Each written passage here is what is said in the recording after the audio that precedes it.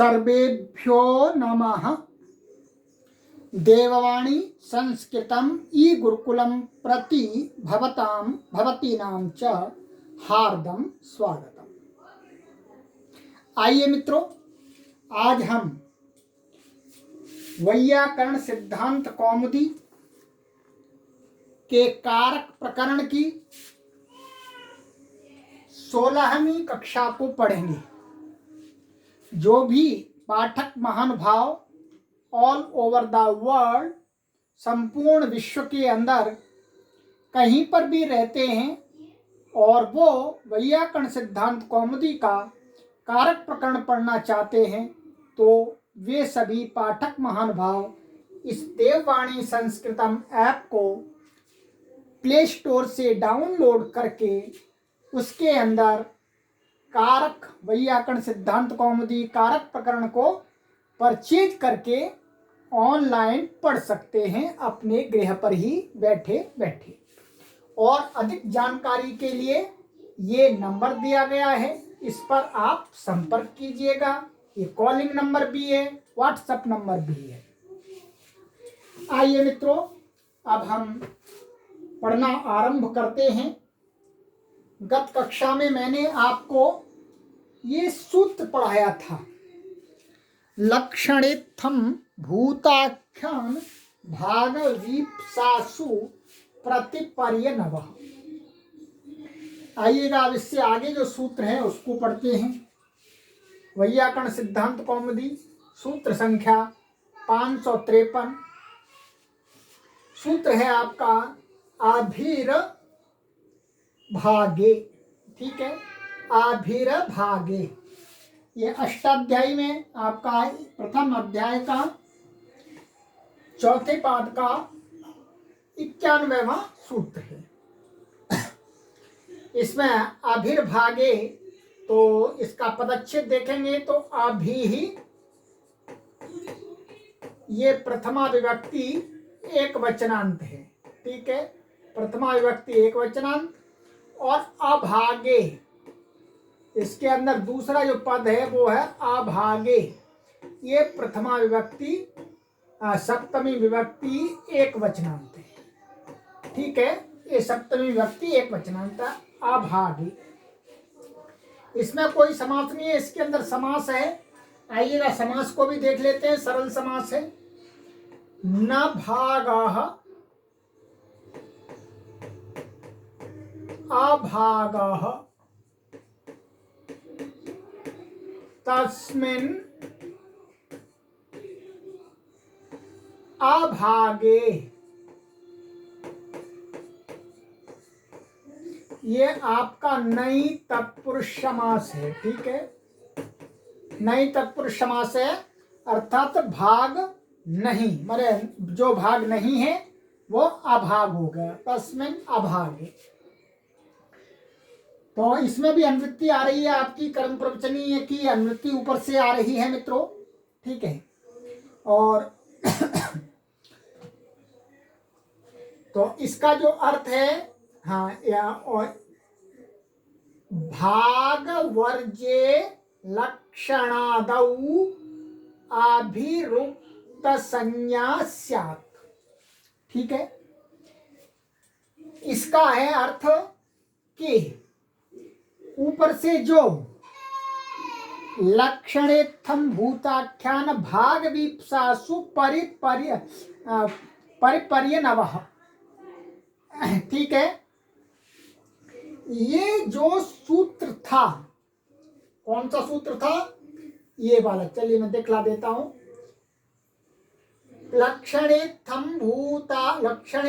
भूताख्यान भाग वीप्सासु प्रतिपर्यनवः। इसमें ये जो अर्थ थे, इन अर्थ में विद्यमान इन उपसर्गों क्या है, इनकी क्या थी? कर्म प्रवचनीय संज्ञा। अब ये कह रहे हैं मित्रों कि यहां पर लक्षण इत्थम भूत और इत्थम भूताख्यान और वीप्सा और भाग को छोड़ दिया। अभागे कह दिया तो भाग को छोड़ दिया।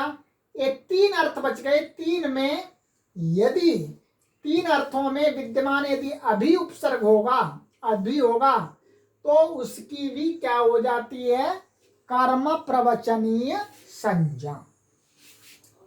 कर्म प्रवचनीय संज्ञा हो गई तो वही कहा कि लक्षणादौ भाग वर्जे, लक्षणादौ मन भाग को छोड़ करके जो लक्षणादि ऊपर तीन बच गए, उनमें विद्यमान जो अभी उपसर्ग है वो क्या है, उक्त संज्ञा। उक्त संज्ञा माने उसकी कर्म प्रवचनीय संज्ञा हो जाती है। अब देखिएगा इसका उदाहरण बहुत अच्छा देखिएगा।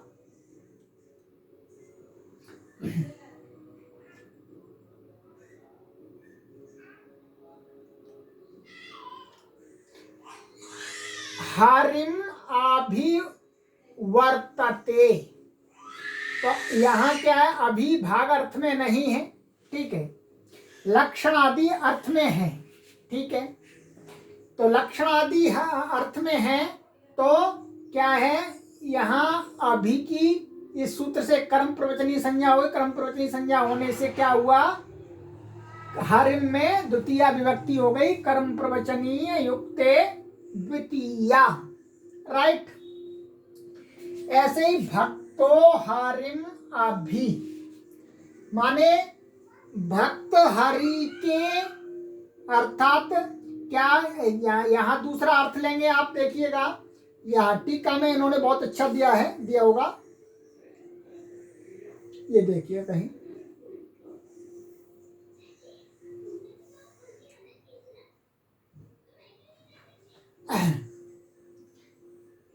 लक्षण में हरिम अभिवर्तते माने जो भक्त है वो भक्त कहाँ है, तो कहा हरि के पास, भगवान के पास में है। तो लक्षण बताया, लक्षण माने चिन्ह बताया, अर्थात वो भक्त का स्थान बताया, भक्त कहाँ है, हरि की शरण में है, ठीक है।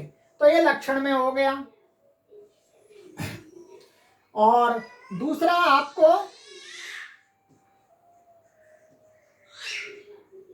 भक्तो हरिम अभी, ये इत्थम्भूत आख्यान का है, अर्थात हरि को प्राप्त हुआ, भक्त प्राप्त हो गया। इसका अर्थ है भक्तो हरिम अभी माने जो भक्त है वो हरि वाला, मैं हरि को प्राप्त हो गया, पहले प्राप्त नहीं था अब प्राप्त हो गया। ऐसे ही ये लक्षण इसमें हुआ आपका इत्थम्भूताख्यान में। और देवम देवम अभिसिंचति माने प्रत्येक देव को सींचता है, तो ये विपसा में हो गया, ठीक है। तो यहाँ पर भी इसकी कर्म प्रवचनीय संज्ञा होने से इनमें द्वितीया हो गई है हर जगह। सरल है, वो ही अर्थ है जो प्रति का, परि का और अनु का अर्थ उदाहरणों में दर्शाया गया है, वो ही अर्थ अभी का भी है उदाहरणों में। मात्र और मात्र क्या है, केवल भाग अर्थ को छोड़ दिया गया है। अभागे इति किम माने सूत्र में अभागे पढ़ा है, उसका नहीं पढ़े तो क्या हो जाएगा, तो क्या हुआ, यदत्र माम अभिष्यात्तादीयताम, ठीक है। इसका अर्थ है यद अत्र मम अभिस्यात्,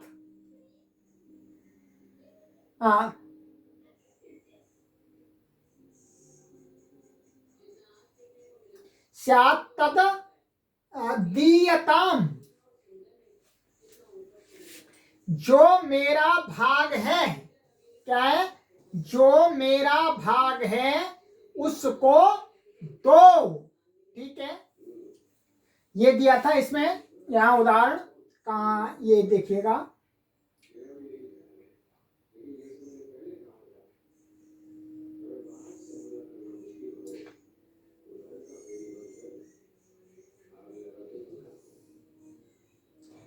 अभी तद्योतकः, ठीक है, मम स्वभूतम स्यात् तत् मह्यम दीयताम, तो वही है। यहाँ पर ये गलत लिख गया है, मिस्टेक, अच्छा मिस्टेक नहीं है, तो मम अभिस्यात्, तो यहाँ क्या हुआ है मित्रों, ये भाग अर्थ में है, माने जो मेरा भाग है उसको दो, तो यहाँ अभी भाग अर्थ में विद्यमान है, इसलिए क्या हो गई, इसकी कर्म प्रवचनीय संज्ञा नहीं हुई है। कर्म प्रवचनीय संज्ञा नहीं होने के कारण से इसकी उपसर्ग संज्ञा हो गई। उपसर्ग संज्ञा होने से क्या हुआ, यहां पर स्यात्, स्यात् के इस स को मूर्धन्य शकार हो गया। क्या, मूर्धन्य शकार हो गया। उपसर्ग से उत्तर क्या है, उपसर्ग से उत्तर मूर्धन्य हो जाता है स को। और ये इसका यदि कर्म प्रवचनीय संज्ञा हो जाती तो क्या है, यहां पर मूर्धन्य नहीं होता। तो इसलिए भाग अर्थ में इसकी कर्म प्रवचनीय संज्ञा नहीं होती है। जो उपसर्गादय प्रादय उपसर्गा क्रिया योगे गतिश्चादि से उपसर्ग संज्ञा और गति संज्ञा हो जाती है, उनको मान करके जो कार्य प्राप्त होते हैं वो हो जाते हैं। तो यहाँ पर क्या है, वी की उपसर्ग संज्ञा हो गई है प्रादय उपसर्ग क्रिया योगे से, तो उससे अभी को मान करके, उपसर्ग को मान करके यहाँ स्यात् का जो स था उसको मूर्धन्य श हो जाता है सूत्र से। यह शत्व के प्रकरण का है। परंतु जो शत्व है वो उपसर्ग से उत्तर होता है, इसलिए उपसर्ग संज्ञा हो गई है, क्योंकि ये भाग अर्थ में है। और इस सूत्र में कहा है भाग से भिन्न अर्थ में। आइएगा अब आगे का सूत्र है 554।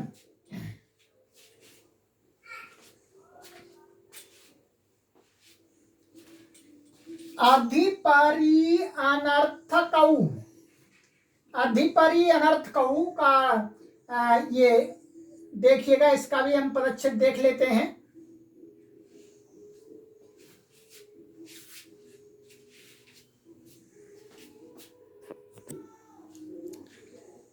तो ये इसका पदच्छेद है मित्रों। अधिपरि ये प्रथमा व्यक्ति द्विवचनांत है, अनर्थकौ ये भी प्रथमा व्यक्ति द्विवचनांत है, और समास इसका सरल है। अधिपरि में अधिश्च परिश्च अधिपरि इतरेतर योग द्वंद्व समास है इसके अंदर। न विद्यते अर्थो ययोः तौ अनर्थकौ, माने जिन का अर्थ नहीं है, ये तो ययोः, ययोः किसको इशारा कर रहा है, अधि और परि, माने जिन अधि और परि का अर्थ नहीं है, अर्थात निरर्थक, जो कोई विशेष अर्थ लेकर के नहीं प्रयोग हो रहे हैं, वे दोनों अधि और परि क्या कहे जाएंगे यहाँ, अनर्थकौ। माने ऐसे ये आपस में विशेष और विशेषण हैं। अधि परि कैसे होने चाहिए, अनर्थकौ होने चाहिए, अनर्थक होने चाहिए, सार्थक नहीं होने चाहिए। सार्थक भी है कहीं पर, सार्थक भी है बहुत जगह, परंतु यहाँ पर शर्त लगा दी कि अधि और परि कैसे हो, अनर्थक। तो ये समास से क्लियर हो गया, ठीक है। ये बहुब्रीहि समास हो गया आपका इसमें। चलिए अब देखिएगा इसका अर्थ देखिएगा।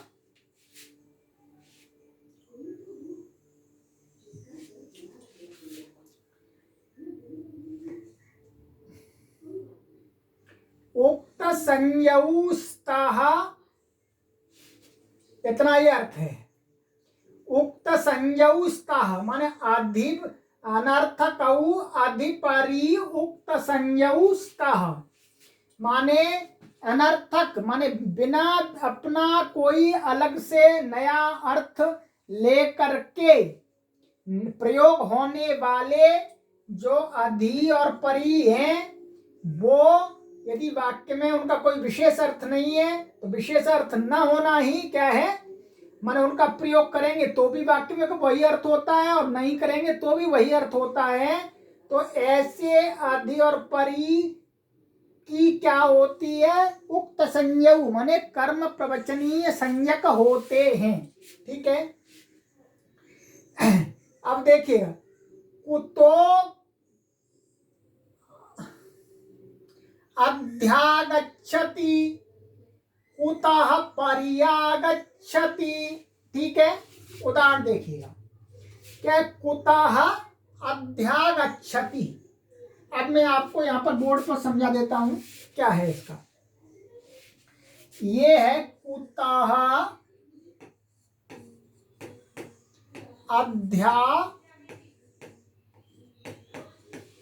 अध्यागच्छति, यही है कुतः अध्यागच्छति।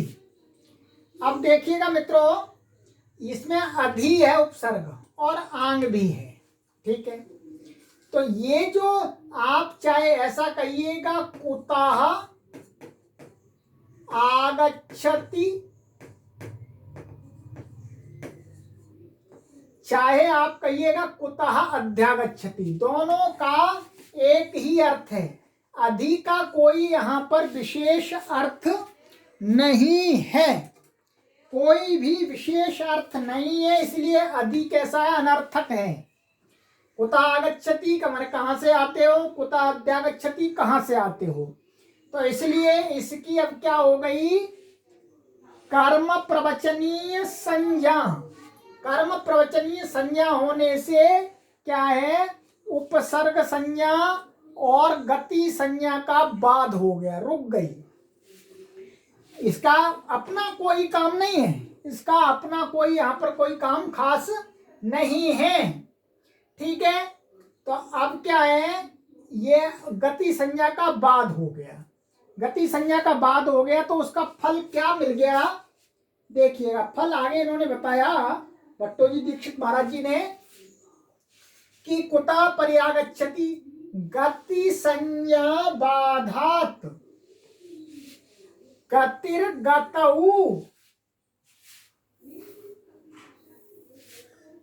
इति निघातो न, ठीक है, इसको समझ लेना है। गतिर्गतौ सूत्र का अर्थ है कि पद से उत्तर गति संज्ञक जो भी होगा कोई शब्द जिसकी गति संज्ञा है, और आगे भी और एक और शब्द जिसकी गति संज्ञा है, उसके परे रहते पूर्व वाला जो गति होता है उसकी, उसको क्या हो जाता है, सर्वानुदात्त। निघात का अर्थ है यहाँ पर, निघात का अर्थ होता है कि उसके सभी अक्षों को अनुदात्त हो जाता है। ये स्वर है, अनुदात्त उदात्त स्वर, ठीक है। ये मैं आपको अष्टाध्यायी में यहाँ दिखला देता हूँ, जिससे आपको सुविधा हो जाएगी। चलिएगा, देखिएगा।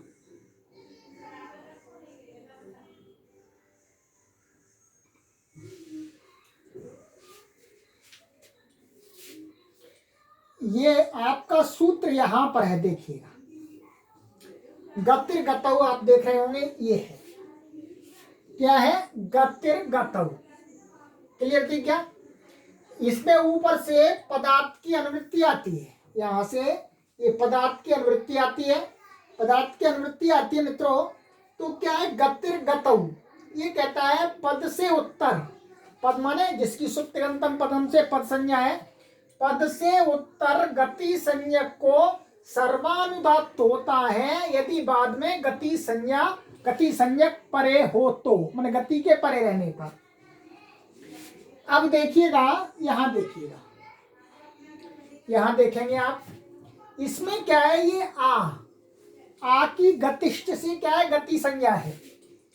तो अध्यागच्छति में जो आ है, आंग है, ये आंग की क्या है, गति संज्ञा, ये आंग की क्या है, गति संज्ञा, ठीक है।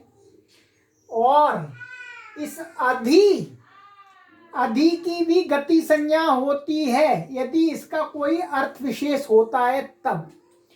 अब यहां पर क्या है, ये अनर्थक है, इसका कोई अर्थ है ही नहीं अपना, इसलिए जो ये अधि है ये कैसी है, अनर्थक, इसलिए गति संज्ञा इसकी रोक दी, अर्थात इसकी गति संज्ञा नहीं है, इसकी गति संज्ञा है। इसकी कौन सी संज्ञा कर दी, कर्म प्रवचनीय संज्ञा, ठीक है, कर्म प्रवचनीय, कर्म प्रवचनीय संज्ञा कर दी। और ये पद से उत्तर भी है, ये कुतः, कुतः एक शब्द है, सुप्तिगंतम पदम से इसकी पद संज्ञा। तो पद से उत्तर गति को, गति के परे रहते अनुदात, सर्वानुदात्त होता है। यदि इसकी गति संज्ञा को, यदि इसकी कर्म प्रवचनीय संज्ञा नहीं होती, गति संज्ञा का बाद नहीं होता, तो गतिर्गतौ से इसको सर्वानुदात्त प्राप्त हो जाता, ठीक है। ये अब इसको सर्वानुदात्त नहीं हुआ, रोक दिया, यहां मात्र इतना ही प्रयोजन है।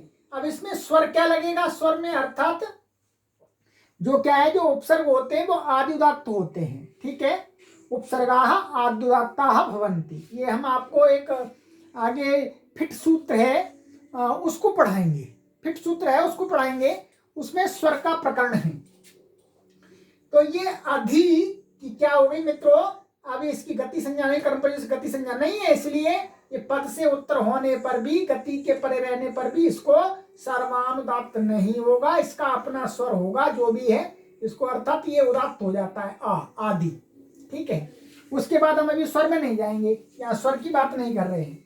तो गति संज्ञा का बाद होने से गतिर्गतौ नहीं लगा, ये लाभ मिल गया बस।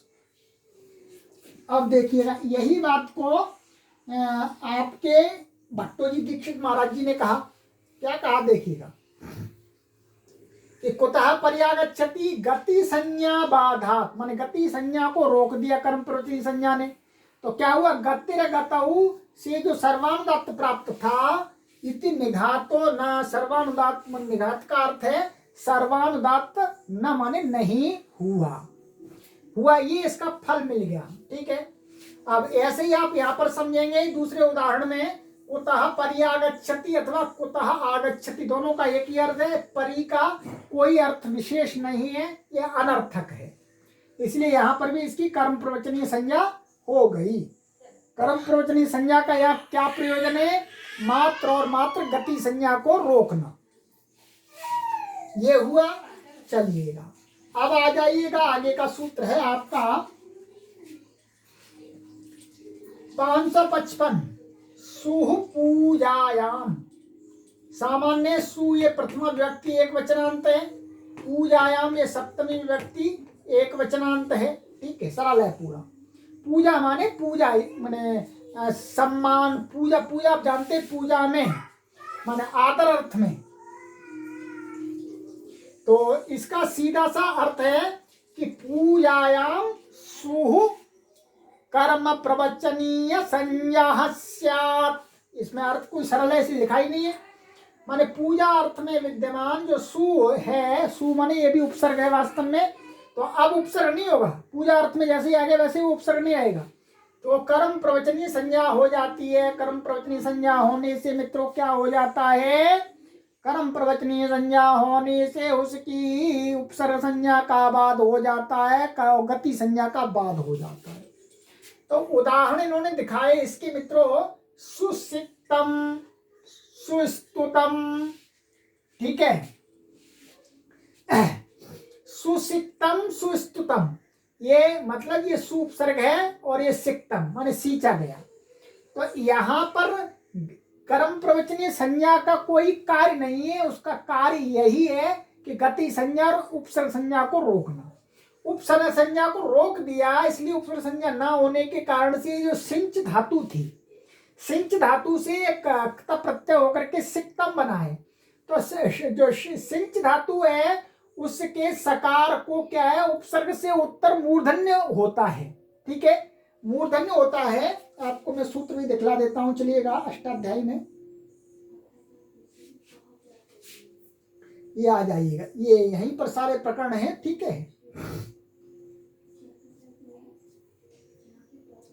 ये यहाँ से मूर्धन्य का प्रकरण चलता है, अपदांत से मूर्धन्य। ठीक है, ये आदेश प्रत्ययो आदि यहाँ से चलता है। ठीक है, अब ये आ गया आपका, ये सूत्र है इसके अंदर। ठीक है, ये उपसर्गात, ये उपसर्गात आदि, इस सूत्र से क्या है, उपसर्ग से उत्तर ये सिच पड़ा हुआ है। ठीक है, तो इसके स को मूर्धन्य होता है उपसर्ग संज्ञा।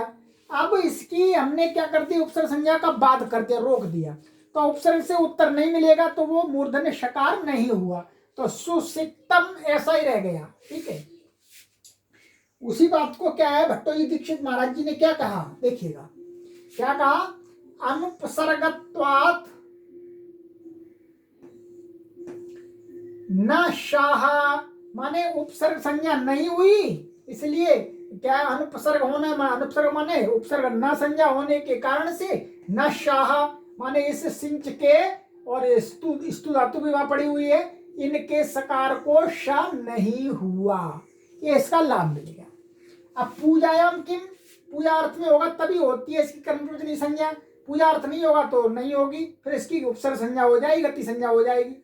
तो सुषिक्तम किम तवात्र क्षेपोयम, इसका अर्थ है कि अरे तुमने ये क्या सींचा, निंदा में है।